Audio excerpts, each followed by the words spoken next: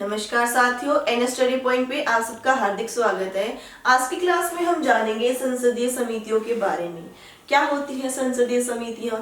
हमें और आपको जो दिखाई देता है कि जो सांसद होते हैं वो संसद में आकर बैठते हैं, विचार विमर्श करते हैं और चले जाते हैं। हम सोचते हैं कि इनके पास तो बस यही कार्य है, लेकिन एक्चुअल में ऐसा नहीं होता है। इनके पास बहुत सारा काम होता है। कुछ संसदीय कार्य होते हैं और कुछ क्या है, संसद में बहुत सारे कामों में बिजी रहते हैं।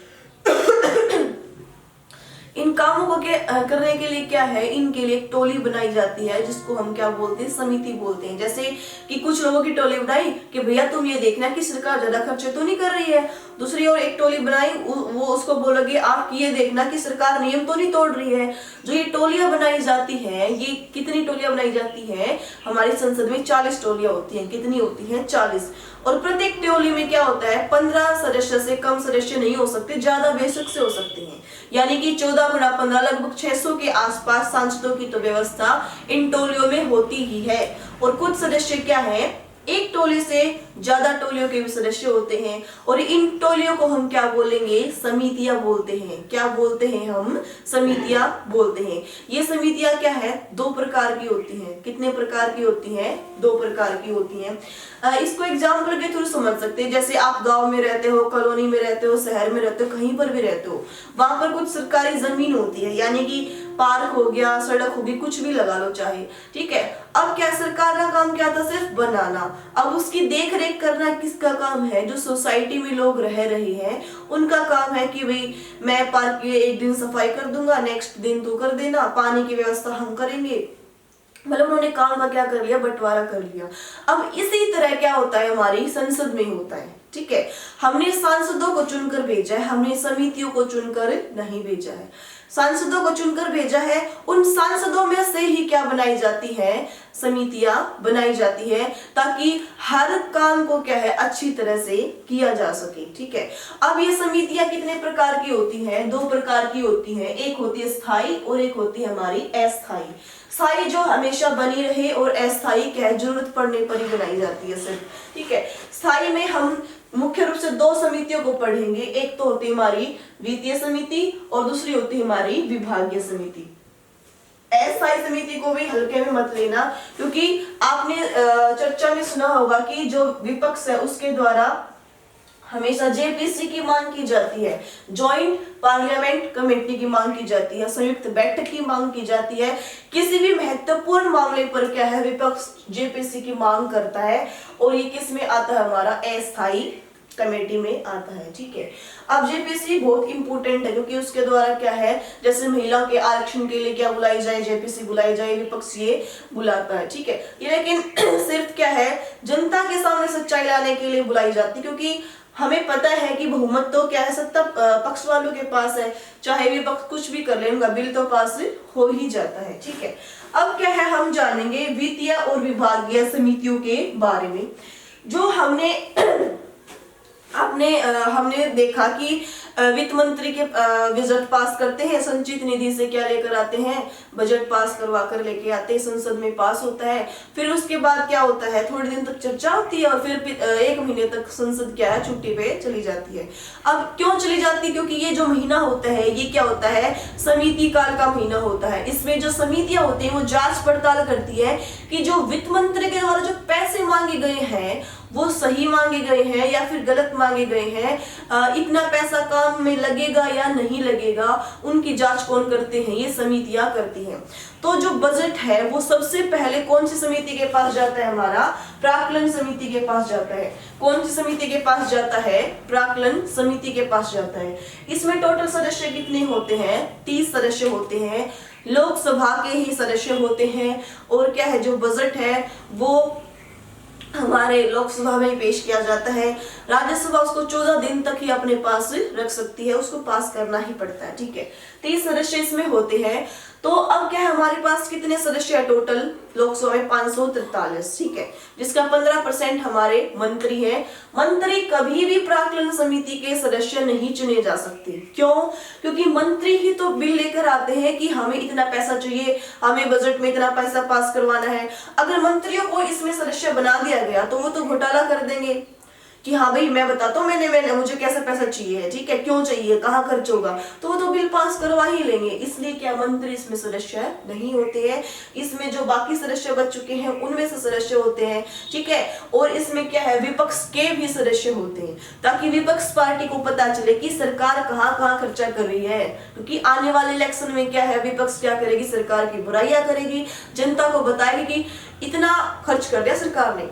पिछले यहाँ पर न्यूज आई थी हमारे कि दिल्ली में जो गडकरी साहब, उन्होंने क्या है 1 किलोमीटर की सड़क को क्या है 180 करोड़ में बनाया था।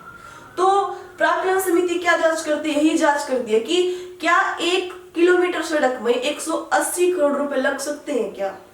अगर ये पहले उन्होंने बजट में पेश किया होता गडकरी जी ने कि हमें क्या है 1 किलोमीटर सड़क बनाने के लिए 180 करोड़ रुपए चाहिए होता, तो प्राक्कलन समिति उसकी जांच पड़ताल करती कि ये उचित नहीं है, 1 किलोमीटर 180 करोड़ में थोड़ी बनेगी।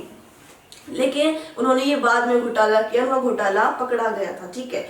इसको एक एग्जाम्पल के थ्रू समझ सकते हैं, जैसे अपने बेटे को कहाँ जाना है, लद्दाख घूमने जाना है, तो पापा से मांगते हैं 10,000 रुपए की, पापा मुझे 10,000 रुपए दे दो, ठीक है। पापा बोलते हैं ठीक है दे देता हूँ, लेकिन आपके पीछे से घर में चर्चा चलती है कि 10,000 रुपए ठीक है, ज्यादा तो नहीं या फिर कम तो नहीं है। फिर आपके जो भाई बहन है वो बोलेंगे कि लद्दाख जाना है, ट्रेन में भी खाना पीना सब कुछ हो जाएगा, होटल का खर्चा मिला के लगभग 10,000 बैठ ही जाएंगे, ठीक है। तो जिनसे सलाह मांग रहे हैं और पापा क्या कर रहे हैं, परमिशन दे रहे हैं। तो इसी प्रकार प्राक्कलन समिति होती है, ये क्या है, जांच पड़ताल करती है, ठीक है। पापा क्या कर रहे हैं, जांच पड़ताल कर रहे हैं, सलाह किससे ले रहे हैं, फैमिली मेंबर से, ठीक है। तो अब प्राक्कलन समिति जांच पड़ताल करके किसको देती है, अपनी लोकसभा को दे देती है, स्पीकर को दे देती है कि देखो इन्होंने ऐसा ऐसा किया है। अगर प्राक्कलन समिति ये बोल दे कि ये ठीक ही मांगा इन्होंने पैसा, तो ठीक है। लेकिन अगर ये बोल देते कि इसने ठीक नहीं मांगा है, पैसा ज्यादा मांगा है, घोटाला करेंगे, तो फिर क्या इनकी बात मान्य है, बिल्कुल भी नहीं मान्य है, बाध्य नहीं है। फिर तो सर ये उन्होंने ऐसा फद्दू काट दिया इनको, फिर बनाई ही क्यों प्राक्कलन समिति। प्राक्कलन समिति इसलिए बनाई जाती है ताकि सरकार पर जवाबदेहिता बनी रहे, सरकार क्या है जनता को मुंह दिखाने लायक रहे, ठीक है। प्राक्कलन समिति क्यों बनाई जाती है, जवाबदेहिता के लिए बनाई जाती है, विपक्ष को भी पता चले कि सरकार कितना खर्चा कर रही है या नहीं कर रही है। मंत्री इसको मानने के लिए बाध्य नहीं होते। मंत्री क्या कहते हैं, तुमने अपनी चाल चल ली, अब तुम्हारे अंदर हिम्मत है तो ये पास करवा के दिखा दो। लेकिन जो ये समितियां होती हैं तो सिर्फ क्या होती हैं, सिफारिश ही कर सकती हैं, ये क्या है, बाध्यकारी नहीं होती है, ठीक है। अब बात आती है हमारी लोक लेखा समिति की। किसकी बात आती है, हमारी लोक लेखा समिति की, ठीक है। अब क्या है जो है बेटा गया था लद्दाख, ठीक है, और पापा ने मांगा आने के बाद सारा रिकॉर्ड कि बता भी 10,000 रुपए तूने कहाँ कहाँ खर्च किए थे, ठीक है। अब बेटा पहले से ही इंटेलिजेंट, वो क्या सारी लिस्ट बना के है, पापा खाने में इतना खर्च हुआ, पीने में इतना खर्च हुआ, ट्रेन में इतना, बस में इतना, मतलब बहुत सारी लंबी लिस्ट पकड़ा दी उसने पापा को, ठीक है। तो अब क्या है, जो ये लिस्ट पकड़ा रहे हैं इसको तो हम क्या बोलेंगे, अकाउंटिंग। क्या बोलते हैं इसको, अकाउंटिंग बोलते हैं। कि जैसे कंपनियों में नहीं होता कि मुझे कहते हैं कि तुम्हें क्या आता है, वो बोलते हैं कि हमें अकाउंटिंग आती है, मतलब कंपनी का खर्चा लिखना आता है। सरकार का खर्चा लिखना क्या कहलाता है, अकाउंटिंग कहलाता है। क्या कहलाता है, अकाउंटिंग। ये अकाउंटिंग कौन करके लाया है, बेटा, यानी कि संसद, यानी कि मंत्री। कौन करके लाई है, मंत्री, ठीक है। अब क्या है, पापा बोलेंगे अच्छा, अब क्या है, पापा इसको रीचेक करेंगे, इसको क्या बोलेंगे हम, ऑडिट, ऑडिटर करेंगे। क्या करेंगे, ऑडिटर, ठीक है। ऑडिट करेंगे, दोबारा चेक करेंगे कि तुमने जो पैसा खर्च किया है वो जायज था या नाजायज था, ठीक है। इतना पैसा खर्च हो रहा था या नहीं हो रहा था, या फिर तुमने ज्यादा पैसा खर्च कर दिया, ठीक है। तो अब क्या है, इसकी जांच पड़ताल करने के लिए कौन होता है, हमारा CAG। आर्टिकल 148 के तहत संवैधानिक पद है हमारे संविधान में, वो इनकी क्या करता है, जांच पड़ताल करता है, ठीक है। अब क्या है, जो ये मंत्री है इन्होंने इतनी बड़ी लिस्ट दे दी कि क्या आपको लगता है कि जो लोकसभा के सदस्य हैं वो इन एक एक चीज पर अपना टाइम वेस्ट करेंगे या फिर इनको चेक करेंगे, नहीं कर सकते। तो इसके लिए किसकी व्यवस्था की गई है, CAG की व्यवस्था की गई है। फिर आप सोचोगे मैम कि वो थे 543 सदस्य और ये है सिर्फ अकेला CAG, तो आपको नहीं लगता कि ये तो बहुत गलत बात होगी? वो उनसे तो 543 सदस्यों से जांच पड़ताल नहीं हो रही थी और ये तो सिर्फ अकेला व्यक्ति है। नहीं, सीएजी के पास क्या होती है? पूरी फौज होती है। फौज होती है, अच्छा क्या होती है? क्या बोलते हैं फौज को? ऑडिटर बोलते हैं। जो एसएससी वाले बच्चे हैं, वो जो सीजीएल का एग्जाम देते हैं, उनमें सबसे ज्यादा पोस्ट किसकी निकलती है? ऑडिटर की ही निकलती है। लगभग हम देखें तो सीएजी के पास 50,000 कर्मचारी होते हैं कार्य करने के लिए। और सीएजी का क्या है? हर स्टेट में क्या होता है? ऑफिस होता है, अपना डिपार्टमेंट होता है। और ये ऑडिटर क्या है? ऑडिटर इनको जांच पड़ताल करके देते हैं कि इस मंत्री ने ऐसा पैसा खर्च किया, यहाँ गलत किया, यहाँ ठीक किया, ये ज्यादा किया, ये कम किया। और ये सारी सिफारिशें, ये सारी रिपोर्ट तैयार करके कंपाइल करके किसको भेजते हैं? सीएजी को ये रिपोर्ट भेजते हैं। फिर सीएजी किसको भेजेगा? हमारे राष्ट्रपति को भेजेगा कि माननीय राष्ट्रपति जी देखिए, हमने रिपोर्ट तैयार कर दी है, कहाँ कहाँ पैसा खर्च हुआ है।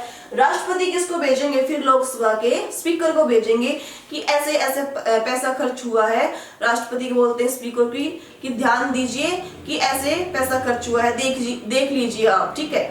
तो अब जो ये देखने का कार्य करते हैं ना, वो कौन करती है? हमारी पीएसी करती है। कौन करती है? पीएसी, लोक लेखा समिति, पब्लिक अकाउंट कमेटी। जो सीएजी ने रिपोर्ट पेश की है, उसकी जांच पड़ताल कौन करती है? हमारी पीएसी करती है। इसमें टोटल सदस्य होते हैं 22, 15 तो लोकसभा के होते हैं और 7 सदस्य कौन होते हैं? राज्यसभा के। और जो इसका अध्यक्ष होता है वो विपक्ष का सदस्य होता है। क्यों होता है? ताकि उसको सरकार के खर्चों के बारे में पता लगे, सरकार पर जवाबदेहिता बनी रहे। और तीसरी आती है हमारी कोपू। क्या है? कोपू, कमेटी ऑन पब्लिक अंडरटेकिंग। ये क्या काम करती है? अब जरूरी तो नहीं है कि सभी मंत्रियों मतलब डिपार्टमेंट्स ही कार्य करें, उसके अलावा प्राइवेट कंपनियां भी होती हैं जिनको सरकार क्या करती है? फंड करती है। मतलब नाम उनका प्राइवेट कंपनियां, लेकिन सरकार के पैसों से चलती हैं, जैसे महारत्न कंपनियां हो गई, ठीक है। अब जो उन कंपनियों ने जो पैसा खर्च किया है, उनकी जांच पड़ताल कौन करती है? हमारी कोपू करती है। कौन करती है? कोपू ये जांच पड़ताल करती है, ठीक है। इसलिए जो ये सबसे इंपॉर्टेंट 3 ही समितियां हैं, प्राक्कलन समिति, पीएसी और क्या है? हमारी कोपू, ये बहुत ज्यादा इंपॉर्टेंट समितियां हैं। अब बात आती है विभागीय समिति की।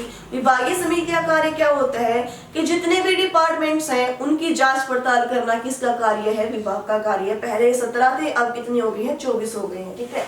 अब बात आती है हमारी बिजनेस एडवाइजरी कमेटी। इसका कार्य क्या होता है? इसका कार्य होता है कि लोकसभा का कामकाज कैसे कर रहा है। अब बैठक बुलानी है, ये काम करना है, ये काम करना है, बिल पास करना है, चर्चा करनी है, तो जितने भी कामकाज होते हैं लोकसभा के, वो सारे कौन डिसाइड करता है? हमारा बिजनेस एडवाइजरी कमेटी डिसाइड करती है। फिर आती है हमारी रूल्स कमेटी।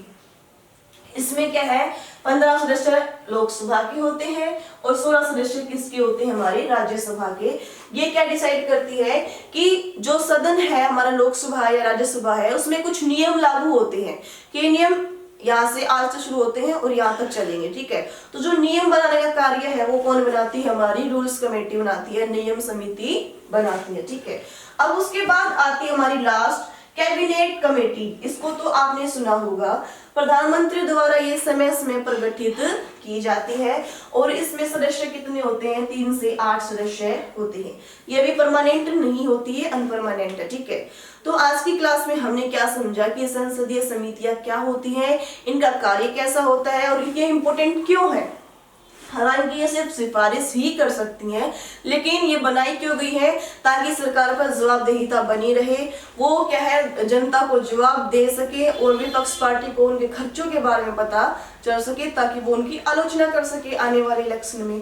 मैं आशा करती हूँ कि आपको ये अच्छे से समझ में आया होगा और आपको ये जो लिखित है, आपको सारा कंटेंट क्या है मेरे टेलीग्राम चैनल पर मिल जाएगा, जो कि जिसकी लिंक मैं अपने डिस्क्रिप्शन में दे दूंगी।